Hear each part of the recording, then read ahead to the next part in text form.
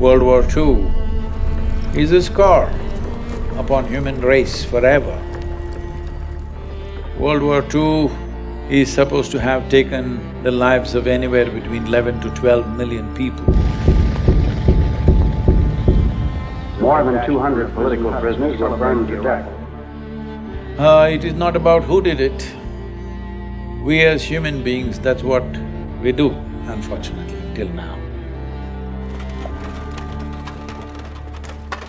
But what we are looking at is not going to come in the form of bombs. There's no bang-bang happening here, this happens quietly. Every responsible scientist in the world is saying by 2045, we'll be producing 40% less food on the planet and our population will be 9.2 billion people. If it goes this way, World War II will look like a small blimp, because if 40% less food means it's estimated in 6 months, about 1.5 to 1.7 billion people can die.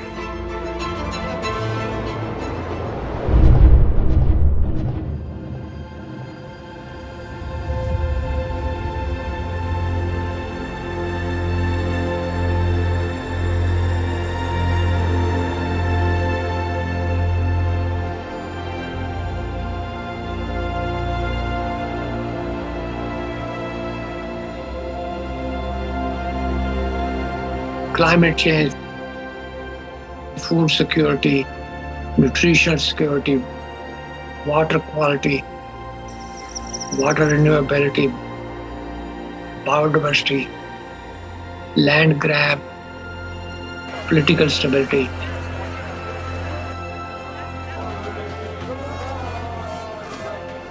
Human health, well-being, peace, prosperity. Soil is the basic of all that.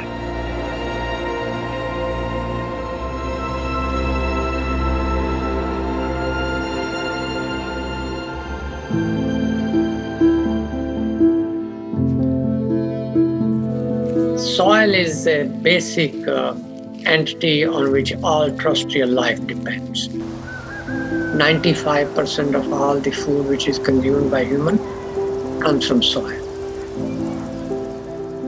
As much as 95% of all antibiotics taken by human and animal come from soil. So soil and life have evolved together. There is no soil without life, and there is no life without soil.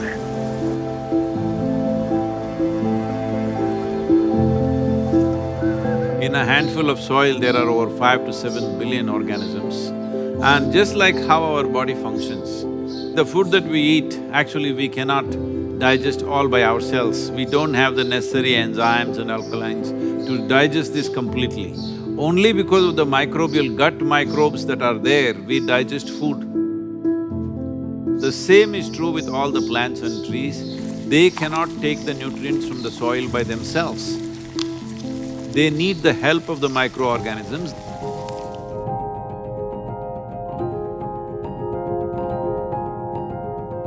Good guy bacteria, good guy fungi, protozoa, nematodes, microarthropods, earthworms, incatriads, all of those organisms are required to have a good, healthy soil so your plant gets the balance of everything that it needs every second of every day.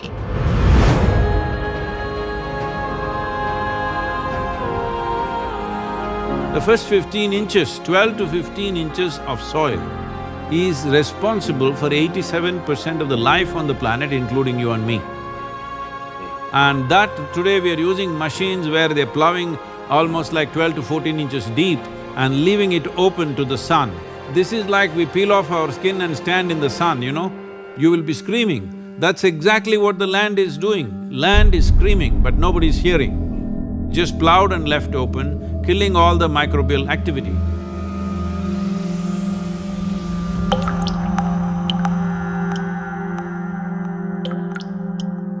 See, right now, the organisms here, the only food they can eat is organic content.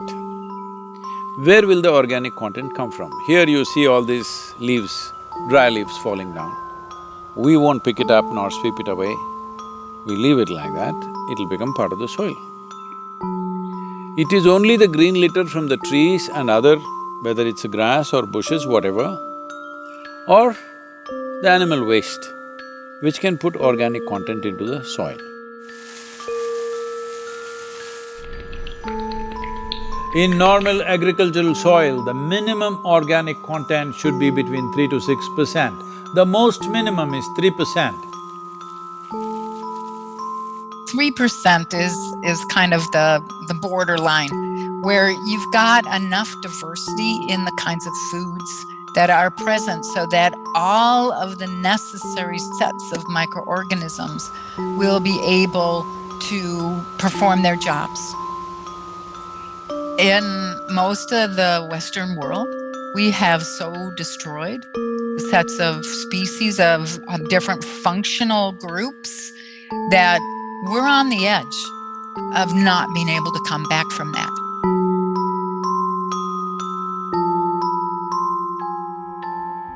Over 62% of India's soil has organic content less than 0.5%. Entire southern Europe, the soil organic content is just around 1% or below. Over 50% of the topsoil in whole of United States is gone. You've heard of dinosaurs going extinct, dodos going extinct, but this is a question of soil extinction. See, this is sand. If you add enough organic content into this will become rich soil. Similarly, if you take all the organic content out of the soil, it will become sand. So this is called as desertification in the world. World's agricultural soils are becoming sand or turning into a desert largely across the world because there is no organic content.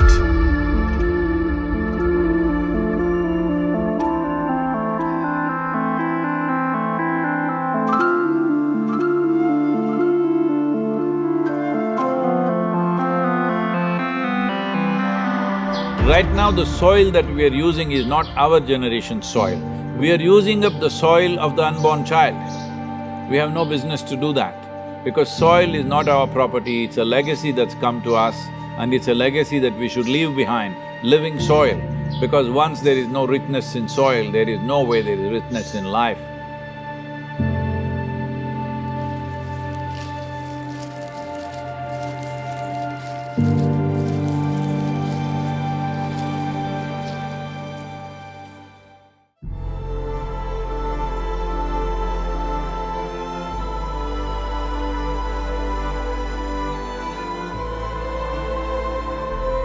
Right now, United Nations statistics say that we may have agricultural soil only for another 80 to 100 crops. This means it is a matter of 40 to 50 years. After that, there could be severe food shortages, and getting rich organic land or soil will become the basis of battles and wars on this planet.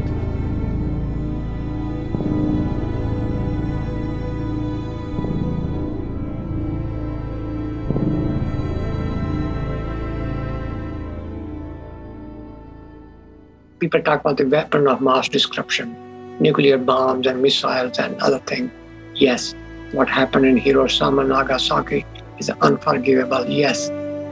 We forget one of the biggest weapons of mass destruction is hunger. Malnutrition, poverty, unavailability of healthy environment. Even now, hunger-related deaths in the world are 16 to 17 every minute. That, my friend, is the weapon of mass destruction. Now, we had in December 2019, we had 690 million people globally which were hungry. Out of that, 40 million were in the United States. So it's not just Timbuktu or some part in India or elsewhere. even in the US. I was talking to the WFP director who is from United States. He said that by 2035, there could be severe famines in Chicago and Illinois region because the soil conditions have depleted so badly, it can easily happen. Civil wars are expected. By 2035, 2040, they're expecting many civil wars within countries because not everybody in a given country will have food, so naturally there'll be fights. If 40% less food in India means 40% of the people don't have food, you think they'll just get hungry and sit in a corner? No, they will do things that you can't imagine. You must understand, whole human civilizations have been built only because of the fire of the belly to fulfill this. The same fire which built human civilizations can burn the damn thing down if it is not quenched. Do not underestimate that.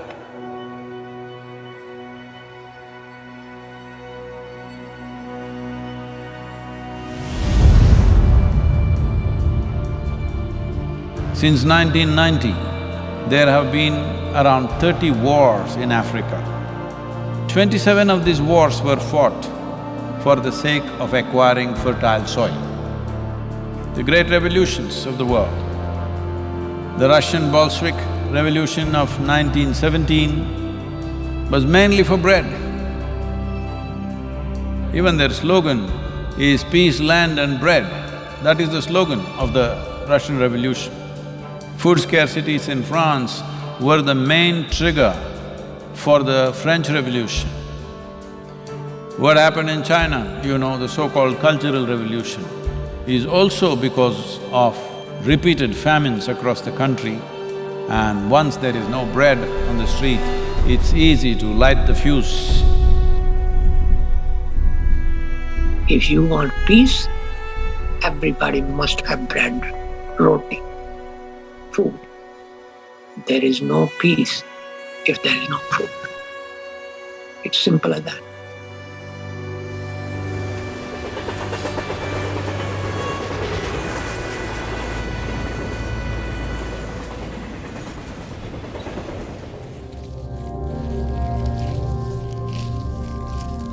Soil is a most neglected part of the human environment.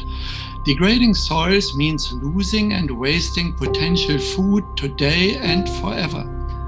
A human being, like other animals, are requiring a fairly complex diet and many nutrients.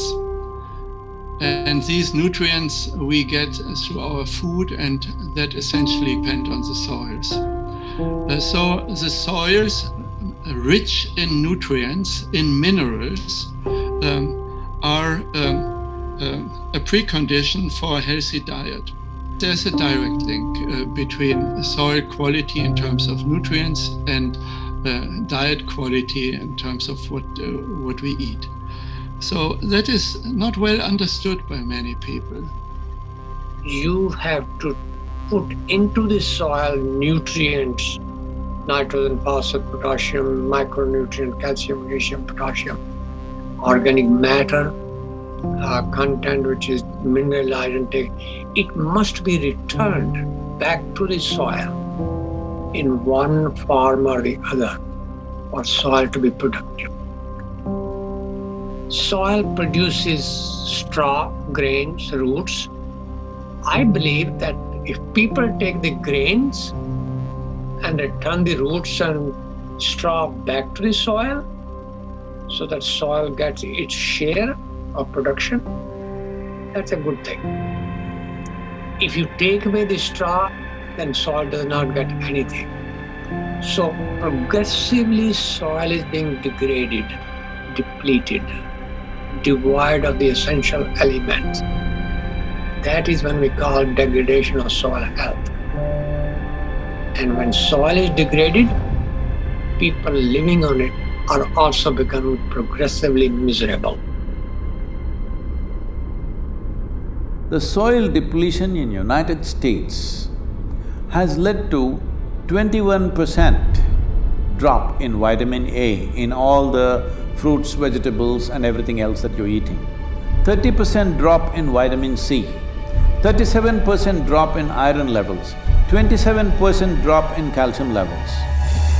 The things that today you all think is very healthy to eat salads and stuff, from the early 20th century, what level of nutrients they had and what they have today is only 10% left, 90% lower than what it was in early 20th century. Center for Disease Control, which is right now playing a significant role in this COVID situation, says all Americans are potassium deficient. 90% of the Americans have vitamin E deficiency, 70% have vitamin K deficiency, 52% don't have enough magnesium, 43% don't have enough vitamin A, 40% don't have enough vitamin C. This is in the most affluent nation. It simply means the food that you're eating doesn't have enough nutrients, even if you eat enough food, because soil has been destroyed like this.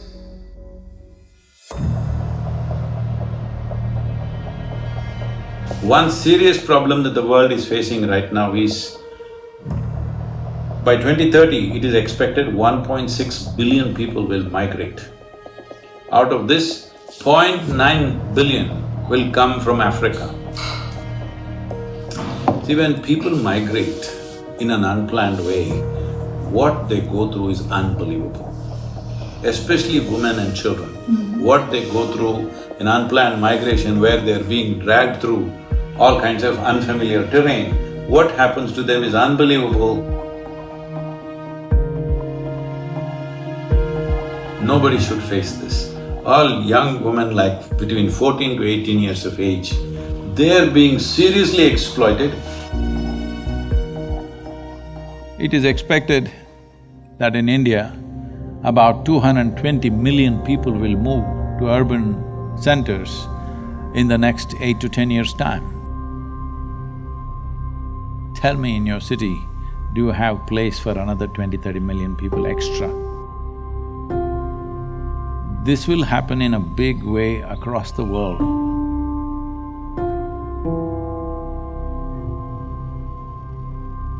Yes, there are soil refugees. Yes, there are climate refugees. Yes, there are drought refugees. And those refugees go and knock door of other people. The US southern border is a very good example.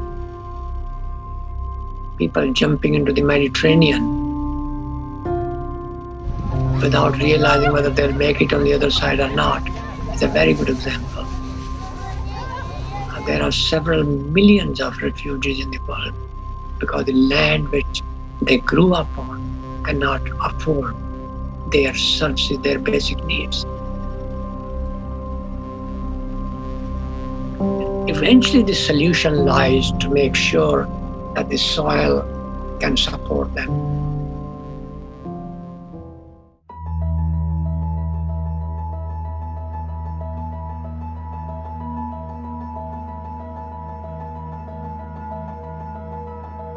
There's a very strong link between soil degradation and global issues.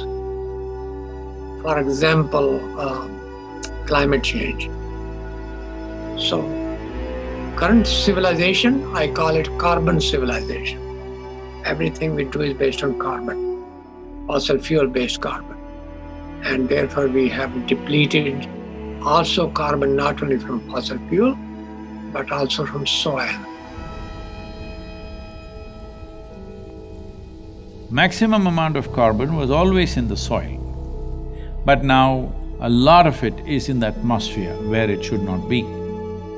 If it gets into the atmosphere, as you've heard of global warming and climate change, all these impacts happen.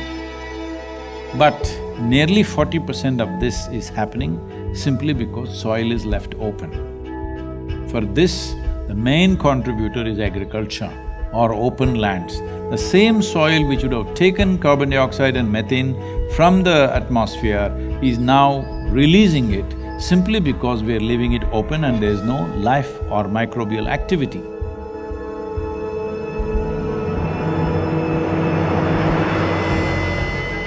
When the global mean temperature goes from 0 to 1, that's a big thing.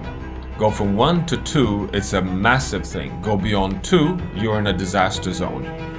We are now on our way to a warming of 3 degrees Celsius. And we're doing it in a blink of time. I mean, it's just this extraordinary exponential rise of temperature on Earth. But if we can take carbon dioxide from the atmosphere through plants and put it back to the soil and keep it there, then we deplete the carbon from the atmosphere and make global warming lesser serious problem. The Brazilian part of the Amazon rainforest has, according to the latest science, tipped over from being a carbon sink for thousands of years, one of the most important carbon sinks on planet Earth, to now being a carbon source. So it has already tipped over and is releasing more carbon than it's taking up.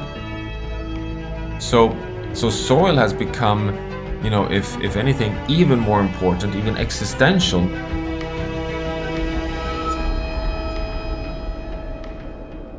See, the whole life process on this planet is carbon-based. So, the same goes for a blade of grass, the same goes for the coconut tree, the same goes for every other creature on this planet. Essentially carbon. Where is all this carbon coming from?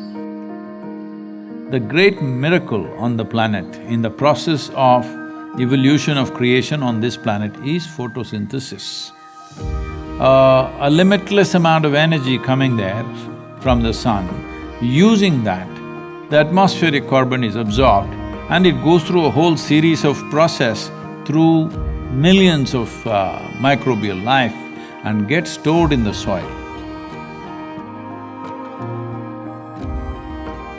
What gets stored in this way, going through 3 to 4 cycles of microbes, this gets stored up to 1,000 years minimum. We've become a geological force of change. We are at risk of destabilizing not only, local ecosystems and local living conditions, but the entire planet.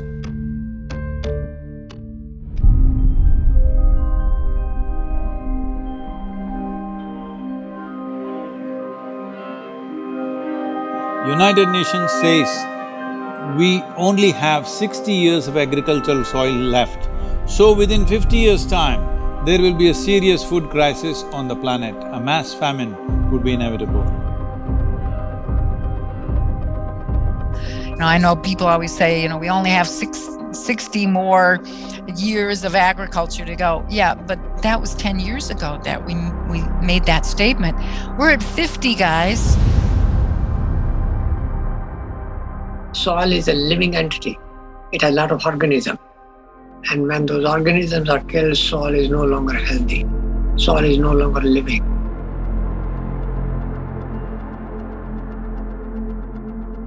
Soil cannot create the ecosystem services. When soil dies, everything else dies with it, including us.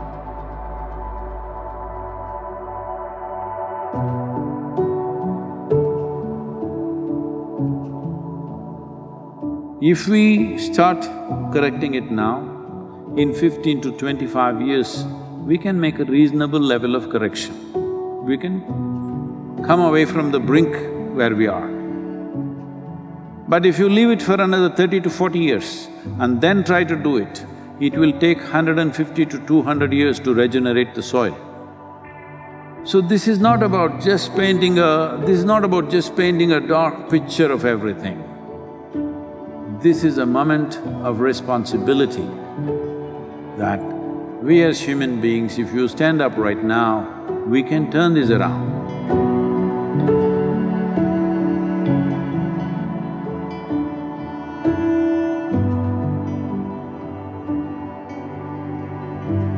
Soils is the very basis for biology and human life, but we also know that we cannot destroy nature to feed humanity, because that will threaten the stability of the planet, which means the life support for humans and all species on Earth.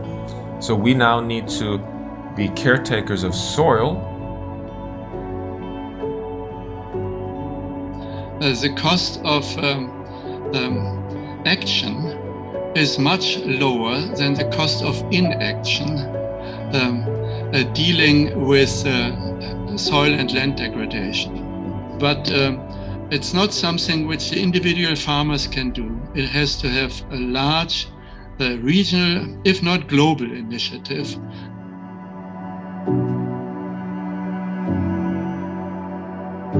This depletion of soil has happened because we have not put back the organic content back into the soil of what we are taking out.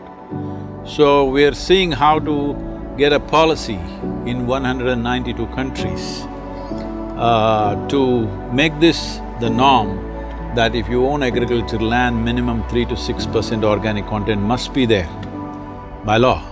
Initially by recommendation, then by incentives, and then by law, by mandatory law, it has to happen. If it's not in the law, then we don't know what they will do tomorrow. That's what we have done, isn't it? From previous generation to this generation, in one generation we've ruined it because there was no law. If there was a law, minimum agriculture content should be… organic content should be there in it, we would have kept it that way. So first and foremost thing is to bring the law. To bring the law, what is needed? This is a democracy. That means people are the power, it's people's power. That's what it means. So there are two very powerful things in your hands right now. One is your vote, another is your microphone. Hello? That means your voice. So this is important. The people of the world have to speak and say, we are ready for long-term solutions, we are ready for long-term commitment, we are ready for a long haul, we are willing to pay the price for the well-being of future generations. This is why the Save Soil movement is not about action, but it's about bringing policy change.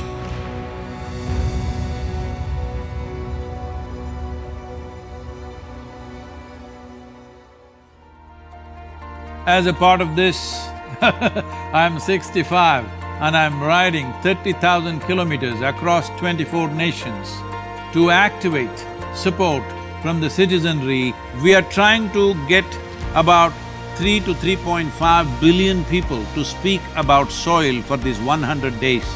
From March 21st, 100 days, we want the whole world to talk about soil.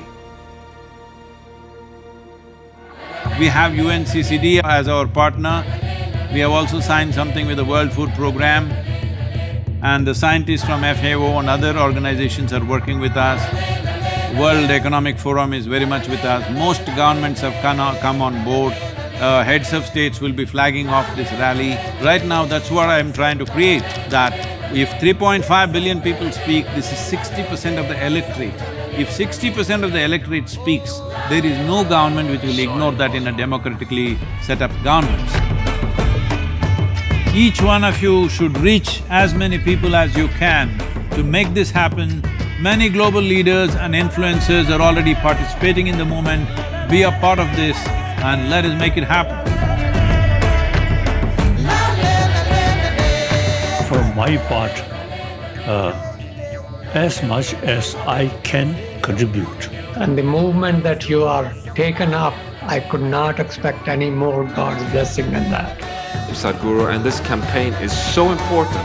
We're going to save the soil. Do your part. And saving the soils. And our planet's future depend on it. Sádhguru, save soil, my friend. Save soil, let's make it happen. TM Barbuda is part of the Save Soil mission. We commend you for what you're doing. That is why we are happy to sign the MOU. The science and philosophy that backs the thought behind the movement is tremendous. Save soil, Let's make it happen. Save the soil. We know what we must do, so let's make it happen. Let's make it happen. Let's make it happen. Let's make it happen. Let's make this happen. Let us make it happen. Let's make it happen. Let's make it happen. Let's make it happen.